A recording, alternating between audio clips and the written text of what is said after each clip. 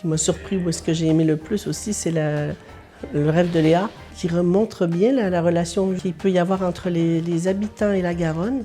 Alors moi, ce qui m'a le plus surpris, c'est la balade en bateau avec le casque. On se croirait vraiment dans l'eau. Alors le moment où je me suis dit waouh, c'était pendant la visite en bateau en réalité virtuelle. C'est vraiment très bien fait au niveau des équipements, le casque par exemple, le bateau aménagé où on peut s'asseoir. C'est assez immersif, on va dire. Et je me suis même surpris à m'accrocher au bateau.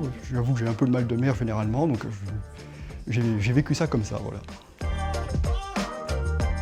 Ce qui est intéressant, c'est justement qu'il y a plusieurs expériences où on voit la Garonne sous différents aspects, mais qui correspondent à tous les âges et puis qui sont aussi bien instructifs que divertissants. Je recommanderais la visite franchement à tout le monde. Je pense que ça convient à tout type d'âge et que c'est accessible vraiment à tout le monde. Toutes les personnes qui sont en lien de près ou de loin en fait avec la Garonne. Enfin, on vit avec la Garonne, mais on ne se rend pas compte à quel point elle fait partie de notre vie, quoi.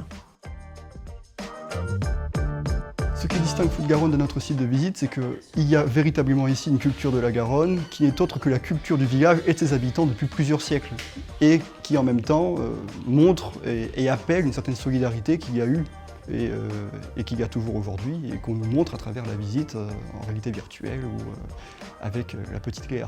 Le site est très ludique, il est proche de nous. On se sent pas dans un grand espace où on est perdu, c'est très convivial.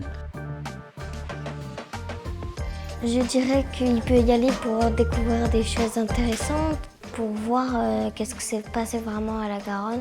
Alors l'argument que je donnerais, c'est qu'on peut autant faire des activités dedans que dehors, c'est diversifié, on en apprend plein et on mange bien.